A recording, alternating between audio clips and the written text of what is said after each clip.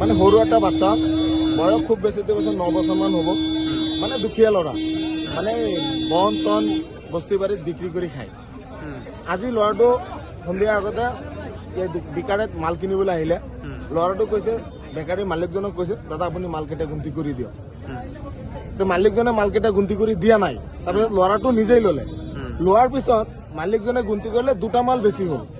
ল'ৰাটো কৈছে যে 2টা মাল বেছি হ'ল। 2টা মাল বেছি হৈছে কাৰণে ল'ৰাটোক এনেকুৱা পিটিছে, গোটেই আপোনাৰ ল'ৰাটো চালে গম পাব, মুখত পিঠিত মানে য'ত মন যায় তেনেকৈ পিটিছে সিহঁতে। এতিয়া আমি আহিছো, আহি পেলাই কি হ'ল তেনেকুৱা কথা। ইয়াৰ পিছত আপোনাৰ এটা আপোনাৰ তেখেতে বেংগলী ল'ৰা এটা, বেংগলী ল'ৰাটো দোকানৰ পৰা দৌৰি আহিছে, আহি পেলাই কৈছে এইটো হিন্দু ৰাষ্ট্ৰ, আমি মাৰিমেই। এইটো কি কথা? সৰু ল'ৰাটো পিটিছে, এইটো মুছলিম ল'ৰা। আৰু যিটো ল'ৰা মাৰপিট কৰিছে এইটো বঙালী মানুহ, ব্যৱসায়ী মানুহ। আৰু যিটো ল'ৰা হিন্দু ৰাষ্ট্ৰ কৈ পেলাই পিটিছে সিও হিন্দু ল'ৰাই, কিন্তু সি ইয়াত নাপিতগিৰি কৰে। এইখিনি ঘটনা ইয়াতে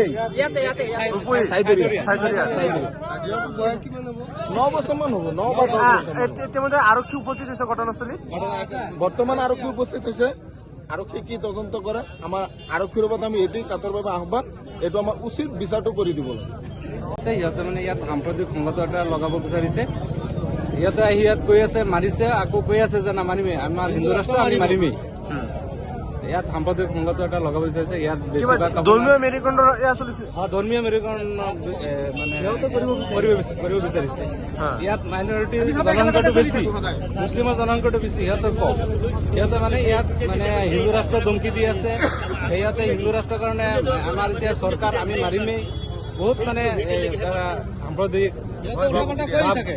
ভাৱ আনিছে ইয়াত। কোনে দিছিলে? তপন, এইটো আপোনাৰ চেলুন চলাই নাপিত হয়, সেই কথাটো কৈছে। ক'ত হৈছিলে ঘটনাটো? ঘটনাটো ইয়াত চাইদৰীয়া বজাৰত।